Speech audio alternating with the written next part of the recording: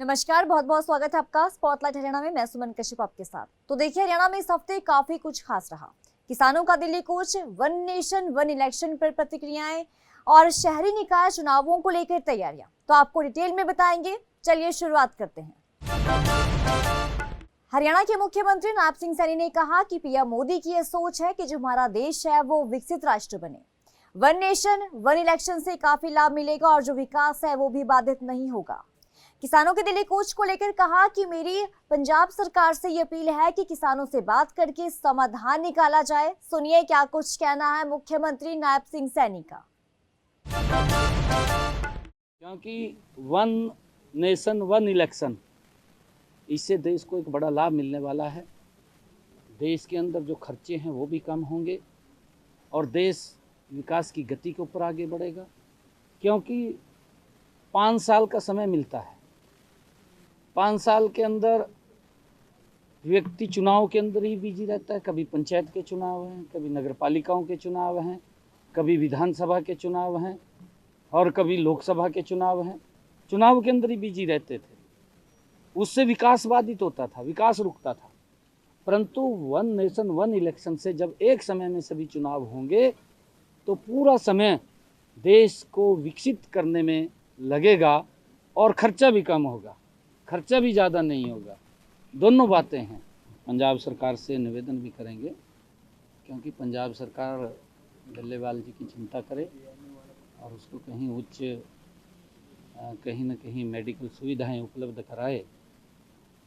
क्योंकि आदरणीय मोदी जी ने जो किसानों के हित में पिछले 10 वर्षों में काम किए, वो गजब के काम किए। हम हरियाणा के अंदर किसान की 100% फसल एमएसपी पर खरीद रहे हैं।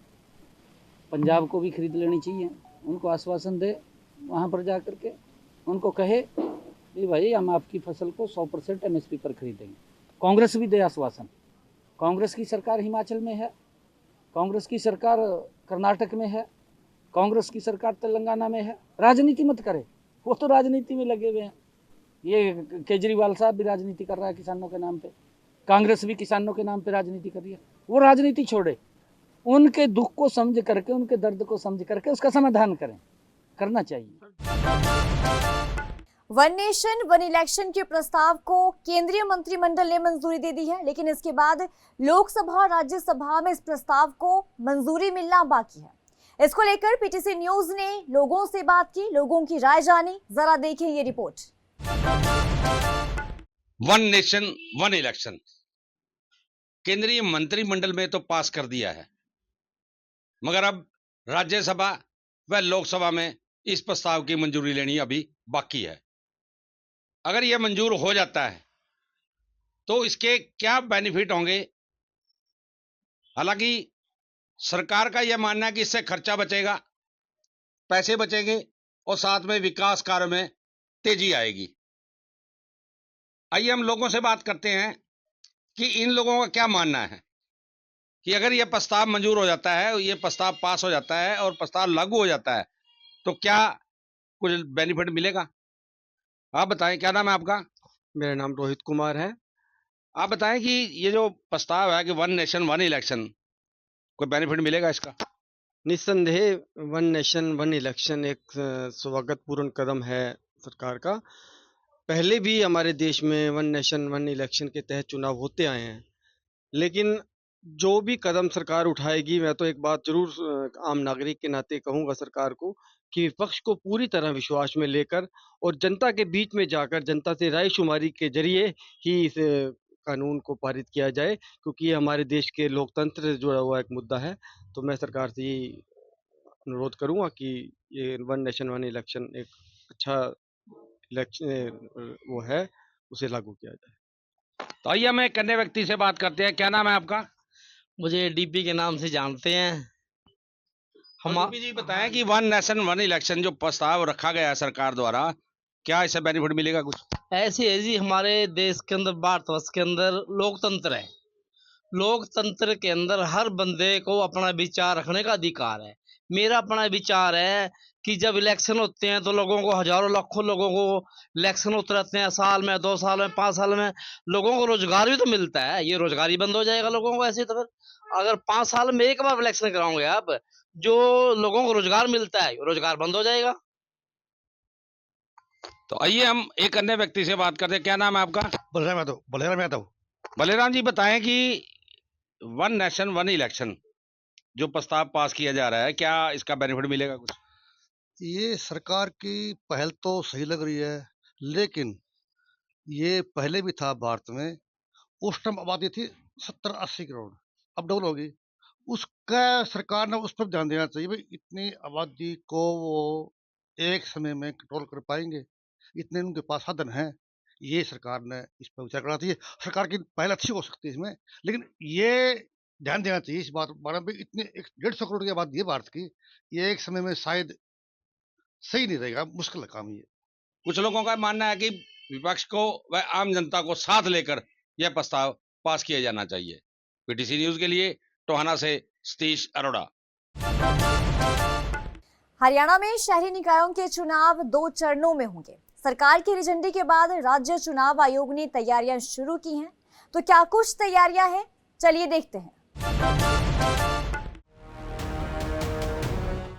हरियाणा में शहरी निकायों के चुनाव 2 चरणों में होंगे। सरकार की हरी झंडी के बाद राज्य चुनाव आयोग ने तैयारी शुरू कर दी है। पहले चरण में 3 नगर निगमों, 3 नगर परिषदों और 21 नगर पालिकाओं में चुनाव होंगे। राज्य चुनाव आयोग की योजना 4 फरवरी से पहले ये चुनाव संपन्न कराने की है। दूसरे चरण में 5 नगर निगमों, 1 नगर परिषद और 1 नगर पालिका के चुनाव होंगे। पहले चरण में 3 नगर निगमों गुरुग्राम, फरीदाबाद और मानेसर को शामिल किया गया है। मानेसर में पहली बार चुनाव होंगे क्योंकि ये नगर निगम 2020 में बनी थी। इसके साथ 3 नगर परिषदों में अंबाला सदर, पटौदी और सिरसा शामिल हैं। तो सोनीपत और अंबाला नगर निगम में मेयर के लिए उपचुनाव होंगे।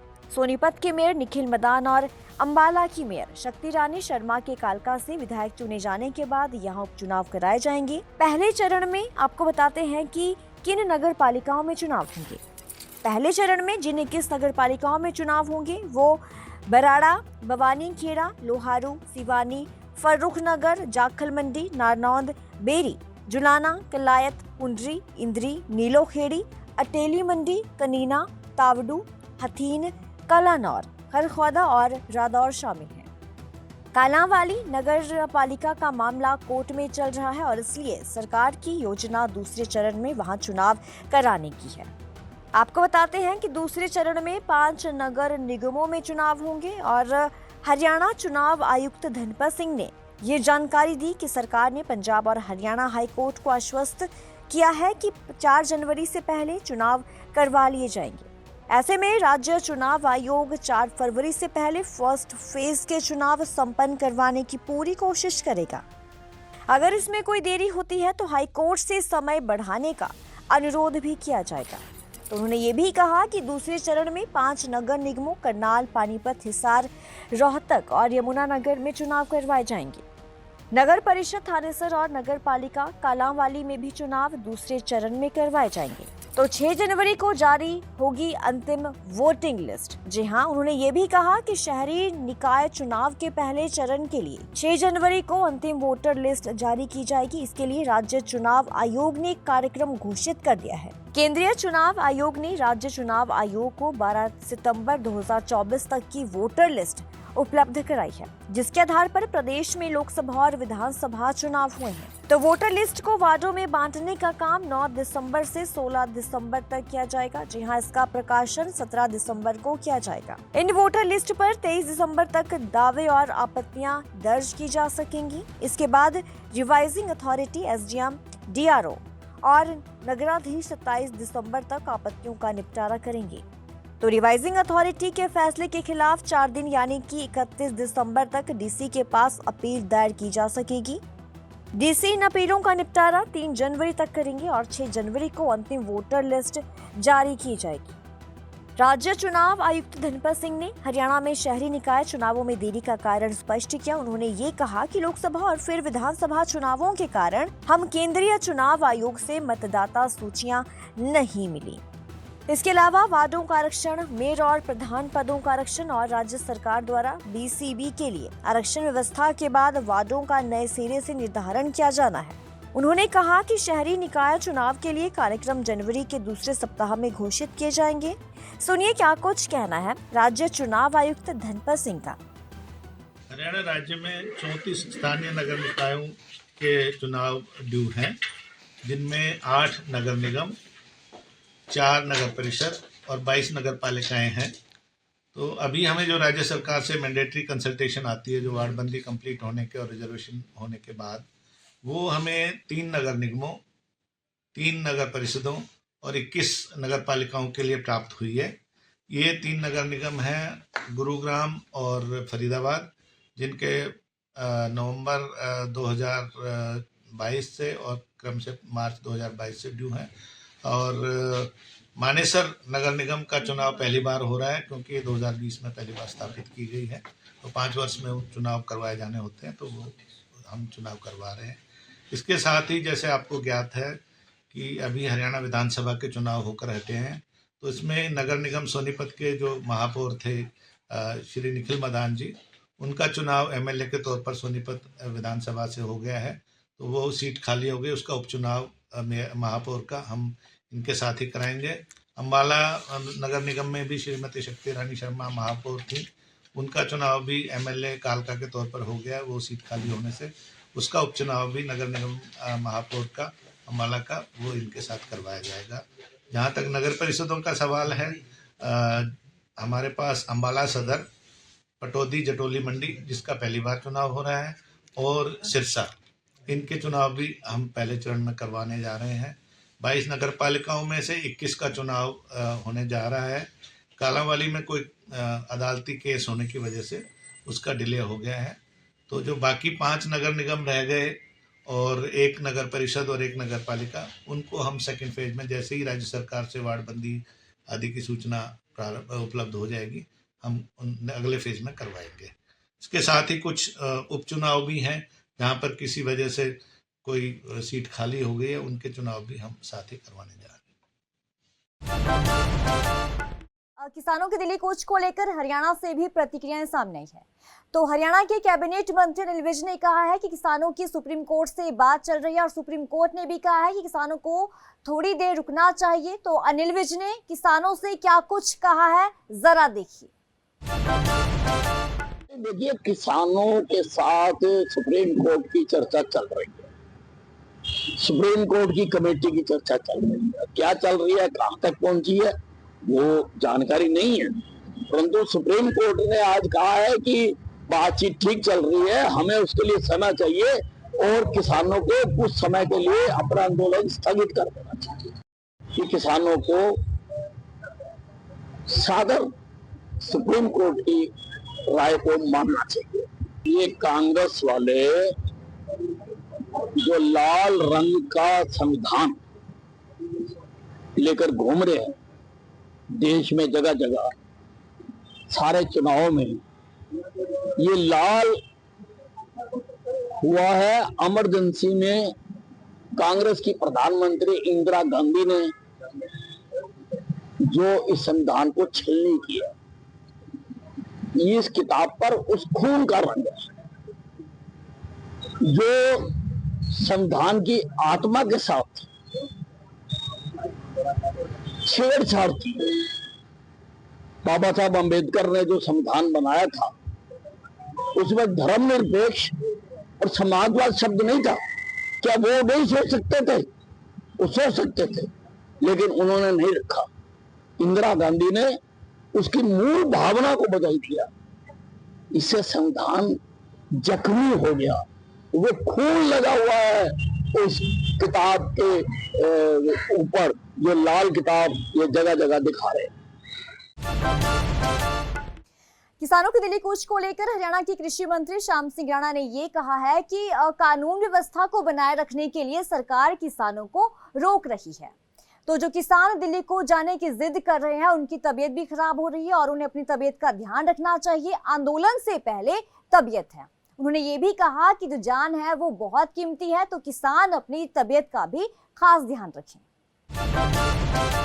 ये सरकार का रुकने का मकसद तो कानून व्यवस्था से जुड़ा हुआ है। ये पीछे भी दिल्ली में बहुत 13 महीने अवस्था फैली गई थी, अभी दोबारा से ऐसा ना हो।